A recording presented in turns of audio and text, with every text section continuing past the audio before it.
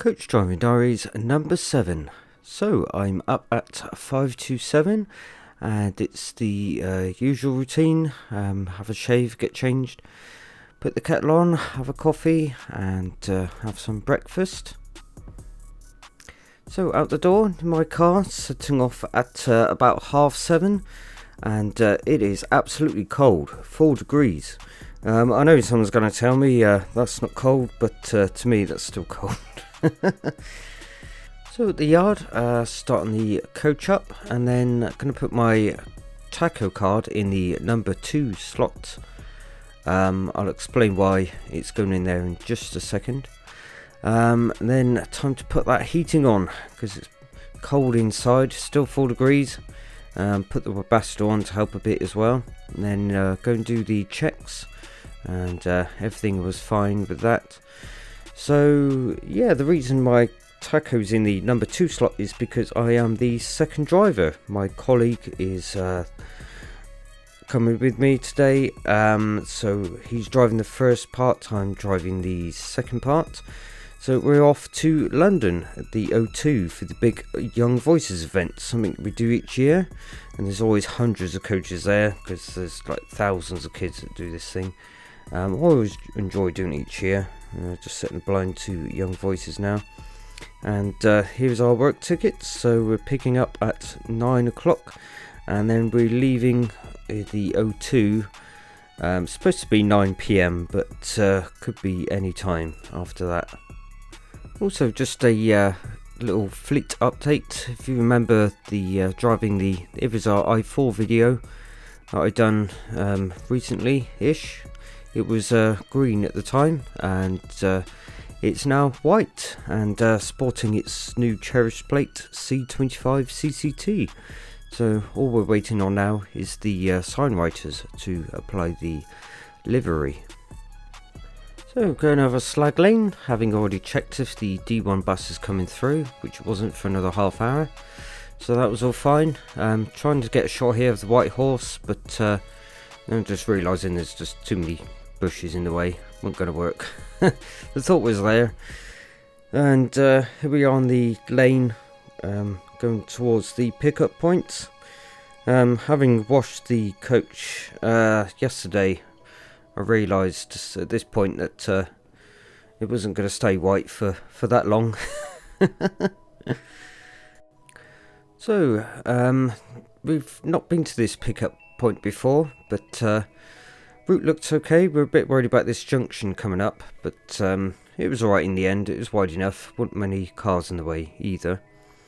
Apologies that some of these clips look a bit funny with black border lines and they look a bit sort of zoomed in. It's because I was recording all this on my phone in horizontal, and it's not come out well on the editor. I'm having to sort of zoom it all in to try and make it fit in the frame, but there we go.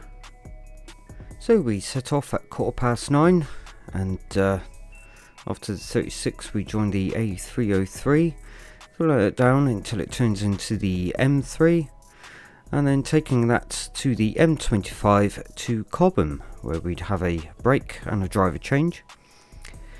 So we are passing Stonehenge. Normally, if it's really busy, we'd go round the back way via Lark Hill to avoid all the traffic, but being a weekday and it is winter as well, the traffic was flowing nicely down here, so we just stuck to the A303 route.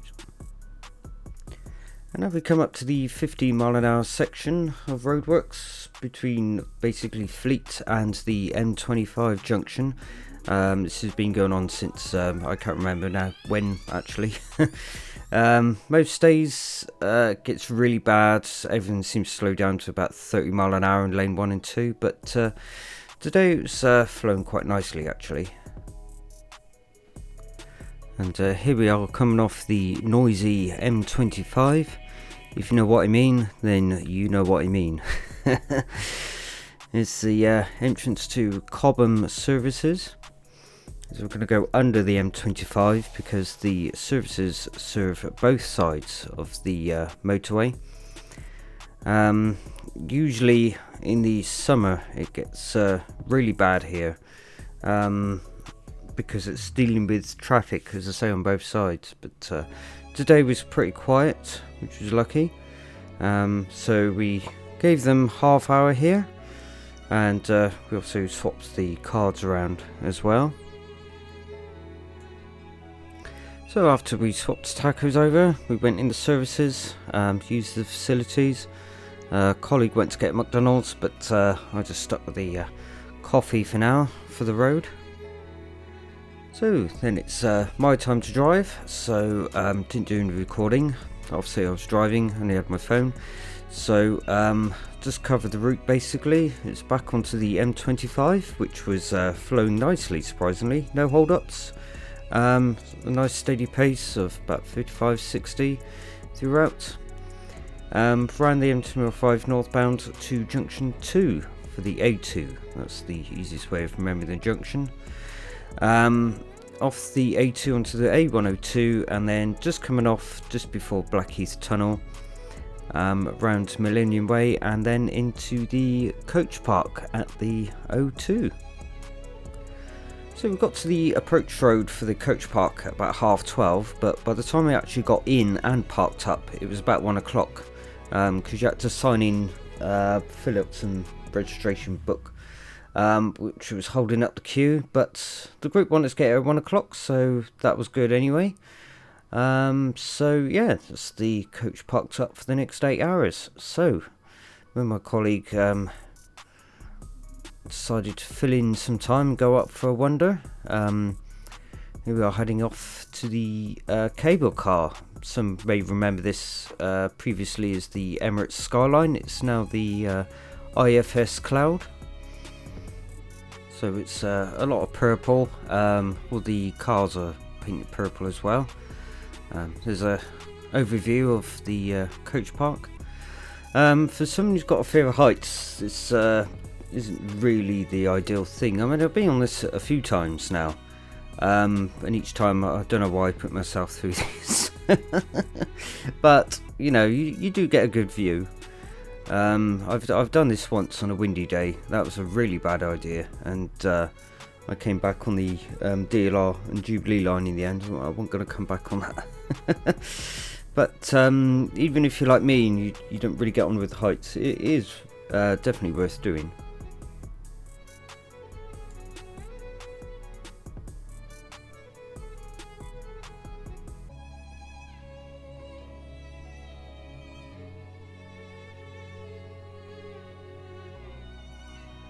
And then once at the other side, we took the DLR and went to a Royal Albert station. And then it's just from there, it's a short walk to Galleons Point Marina, which overlooks London City Airport. So here we did a couple of hours of plane spotting, even though it was absolutely perishingly cold. After a couple of hours, we were absolutely frozen to the point I don't think our hands were working anymore.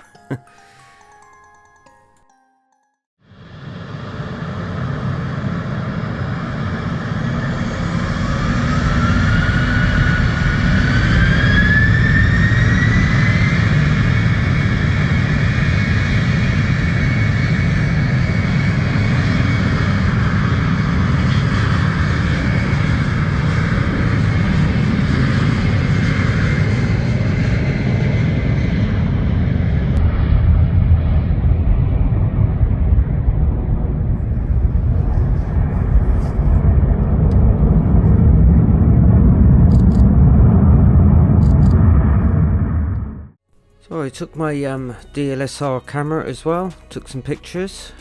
These are straight from off the camera, I haven't done any editing to them.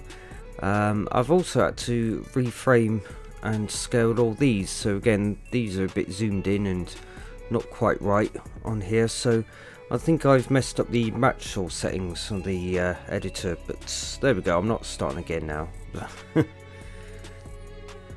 And then we took the DLR to Greenwich, well, Cutty Sark station to be precise.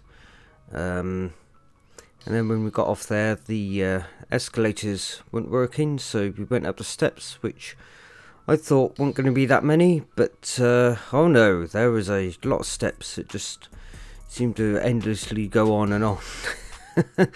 And then got to the top to realise that's why there was a 116 steps. Oh crikey, didn't expect that. So we didn't spend long here. We just, my colleague wanted to get some night shots over the Thames, looking towards Canary Wharf. Get a nice view here in the daytime as well, but it's more effective at night, as you can see. Nice view over there.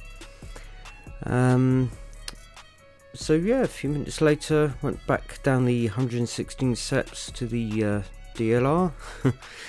Took that to Heron Keys, changing there for the Jubilee line to North Greenwich, station for the O2.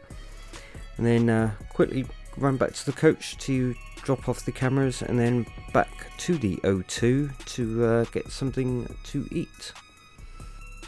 There's a few places you can eat in the O2, but one of my favourites is Jimmy's World Grill and Bar, which is one of these all-you-can-eat self-service restaurants. £25 for an hour, which is pretty good, I find. You get Chinese, Indian, American food like pizzas, etc. You also get a good mix of desserts as well. But the good thing is you don't need to book per se. If you do book a table, you do get, I think it's about 2 hours, I think. But you know, you turn up at a quiet time like we did, you pretty much guaranteed a table. So we finished there about 8 o'clock, and then quickly nipped into Costa for a large latte and headed back to the coach because the event was finishing in an hour. That didn't mean that they were going to be there in an hour, mind. While they'd be there ready. So it's not going to be much recording now because I was driving on the leg out of London to Fleet Services. We left at 10:15 in the end, by the time they all came out. So from here to the M3, you can go the same way that we took inwards, the A2 and the M25. That is 60 miles, or you can go through central London, which is only 30 miles, but it's about 10-15 minutes longer, mostly because you're doing 20 miles an hour as opposed to 62 going the other way. A route you wouldn't do going to the O2 just because of traffic, but at 10:30 at night it's going to be pretty quiet. So I opted for the London route. So coming out of the O2, turning right on the A102 through Blackpool Tunnel.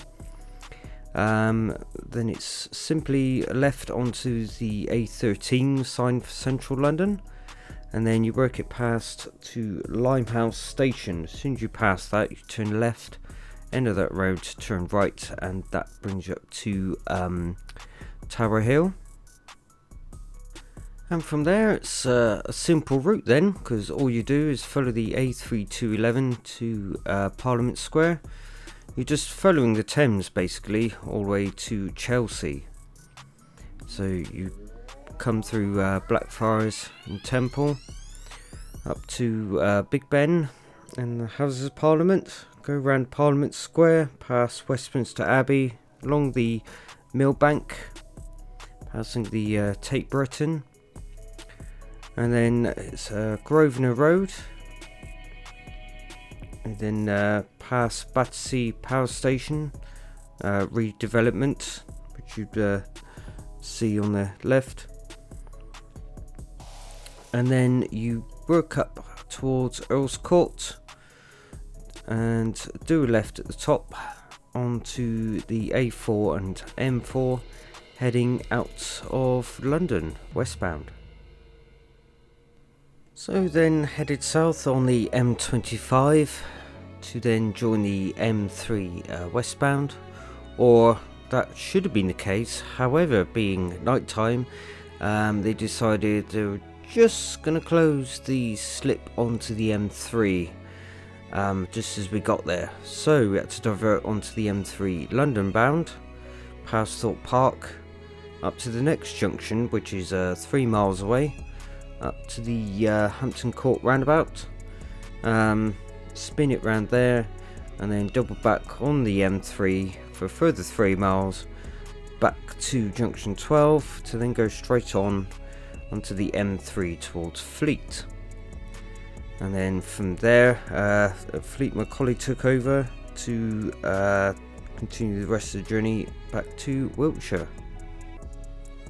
So we dropped off at, I can't remember what time, some silly hour, I think it was about 1:30 in the morning, thereabouts.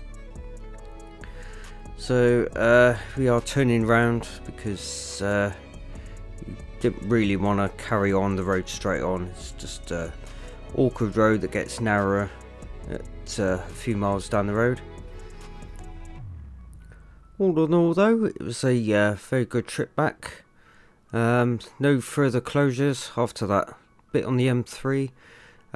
Managed to get down the A303 and A36 fine. The 303 eastbound was closed, but we were very lucky that it was just that one. The westbound side was open.